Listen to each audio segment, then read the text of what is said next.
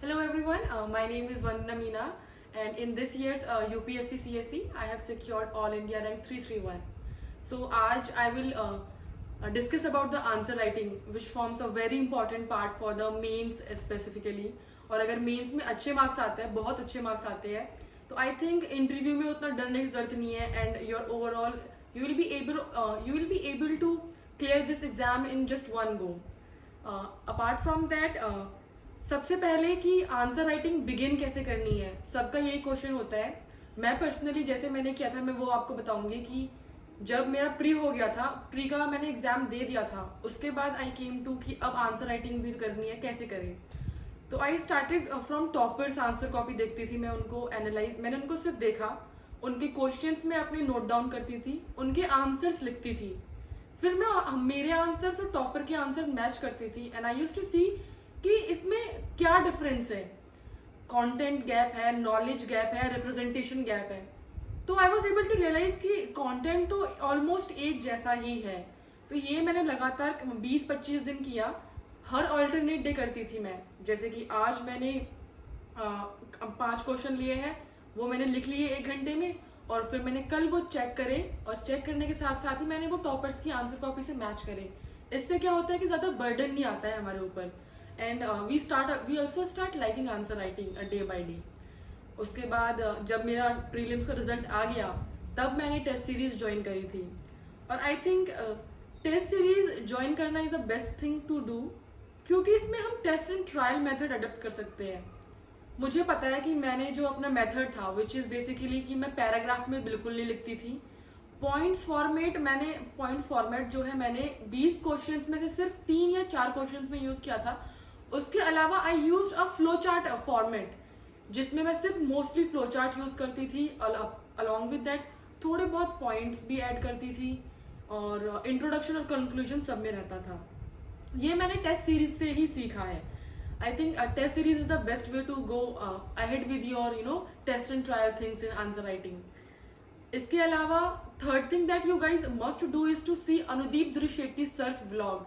Book मत read कीजिए, उनकी बुक है पूरी, I think it's a good book, I am sure, but मैंने उनका ब्लॉग रीड किया था, जहां उन्होंने प्रीवियस ईयर क्वेश्चंस को ब्रेक करके, कि कैसे क्वेश्चंस को ब्रेक करना है और कैसे आंसर राइटिंग स्टार्ट करनी है, वो चीज बता रखी है उन्होंने. और आई थिंक मैंने वो चीज 4-5 बार उनकी रीड करी थी. रीड करने के बाद मैं जब भी, अगर मैं पढ़ने भी बैठ रही हूँ डेली, तो मैं मेंस के लिए स्पेसिफिकली मैं रोज अपनी प्रीवियस ईयर क्वेश्चंस की book list, previous year questions लेके बैठती थी साथ में, और उनको सिर्फ लिखती नहीं थी, माइंड में ही करती थी कि सर के ब्लॉग में ऐसा था कि इस क्वेश्चन को ऐसे ऐसे ब्रेक करना है, am I able to do this. और मैं अपने माइंड में ही एक क्वेश्चन का पूरा स्ट्रक्चर फॉर्मुलेट कर लेती थी. तो I would highly recommend you Anudeep Durishetty sir's blog. एक बार उसको जाइए, रीड कीजिए, स्पेसिफिकली फॉर आंसर राइटिंग, बहुत ही इंपॉर्टेंट है. इसके अलावा यूनिक थिंग्स ट्राई करिए. जैसे कि मैंने बहुत यूनिक थिंग्स ट्राई करी थी, मैं आपको दिखाती हूँ 1 मिनट. आई थिंक ये मैंने जैसे मैंने टॉपर्स की बहुत सारी कॉपीज देखी थी जब मैं करती थी, तो मुझे नहीं दिखा उनकी कॉपीज में, बट ये जो स्टाइल है, ये ओवर द टाइम मेरे पास आई, मेरे को खुद को आई, पता नहीं कैसे. मैंने 4 से 5 टेस्ट सीरीज लिख ली थी. I was not able to complete my question paper ही कम्प्लीट नहीं होता था 20 क्वेश्चन. तो 4-5 टेस्ट जब मैंने दिए, तो मेरे सिर्फ 17 क्वेश्चन कंप्लीट हो पाते थे, रह जाते थे. तो जब मुझे फाइनली ये हुआ कि यूपीएससी में अब सिलेक्शन अपना होना नहीं है, इतने कम क्वेश्चन हम अटेम्प्ट कर रहे हैं, even I was facing some content issue in my answers, और मार्क्स भी बहुत कम आ रहे थे. तो आई वॉज जब मैं टेस्ट देने गई, तो आई थॉट कि क्यों ना मैं ये चीज लिख देती हूँ. तो जब मैंने ये चीज ट्राई किया, तो I was able to complete my paper on time. और जब मार्क्स आए, तो आई वॉज हाईली शॉक्ड कि इतने अच्छे मार्क्स, जहाँ पे मेरे 70 से 80 मार्क्स आ रहे थे, there was a huge jump कि डायरेक्टली 120 मार्क्स आए मेरे, जो मैंने टेस्ट दिया. उसके बाद मैंने दोबारा ये चीज अगले टेस्ट में रेप्लिकेट करी, फिर अगले में I got 117, in the next I got 125. तो मुझे लगा कि this is the thing which I am going to do in the main UPSC. इतनी कम प्रिपरेशन में, इतनी कम नॉलेज बेस पे, अगर if I am able to score इतना मार्क्स, तो आई थिंक कहीं ना कहीं कुछ तो है इस रिप्रेजेंटेशन में. तो मैं आपको एक बार दिखाना चाहूंगी. जैसे कि कोई भी क्वेश्चन दे रखा है, उसको ब्रेक कीजिए. ब्रेक करने के बाद सबसे पहले इंट्रो लिखना है, 3-4 लाइन का होना चाहिए इंट्रो। अलॉन्ग विद दैट अब क्वेश्चन में जो पूछा है कि उसके किसी भी चीज़ के क्या बेनिफिट्स है, क्या इश्यूज है, तो मैंने इस तरह के बेनिफिट्स लिखे हैं यहाँ पे। एक लाइन मैंने लिख दी है कि यहाँ पे मैं बेनिफिट्स लिखने वाली हूँ, यहाँ पे मैंने बेनिफिट्स इस तरह से लिखे हैं। And on the next page जहाँ पे मुझे इश्यूज शो करने हैं, मैंने इश्यूज को भी इसी तरह से शो किया है। उसके बाद मैंने कंक्लूजन ऐड कर दिया। सिंपल, इस क्वेश्चन को लिखने में बहुत कम टाइम लगता है। ऊपर से आई थिंक रिप्रेजेंटेशन जो आती है पेज पे, शीट पे, it looks very unique and different. तो आई थिंक ये मेरी आंसर राइटिंग स्ट्रेटेजी थी।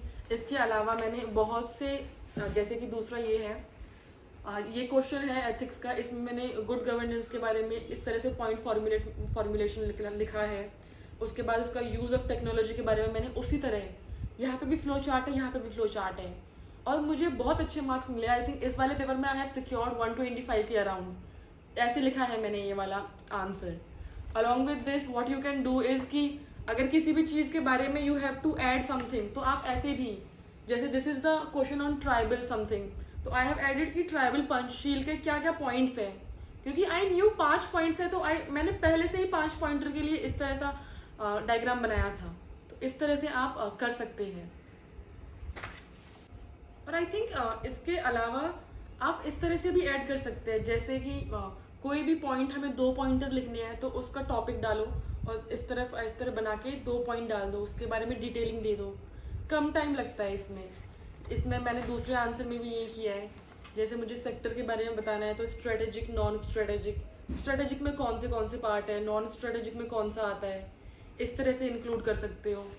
और इसके अलावा when I talk about flow chart, दूसरे टाइप के जो फ्लो चार्ट होते हैं वो कौन से यूज करे हैं मैंने, जैसे मैंने ये वाला फ्लो चार्ट इंक्लूड किया है, तो इसमें आई हैव रिटन कि अगर बेटर एजुकेशन मिलती है तो बेटर एम्प्लॉयमेंट होगा, बेटर एम्प्लॉयमेंट है तो बेटर इनकम से क्या क्या फायदे हो सकते हैं, better quality of life, it will help in reducing poverty, और दोनों की दोनों चीजें कहाँ कन्वर्ज करेगी, सोशल वेलबींग में।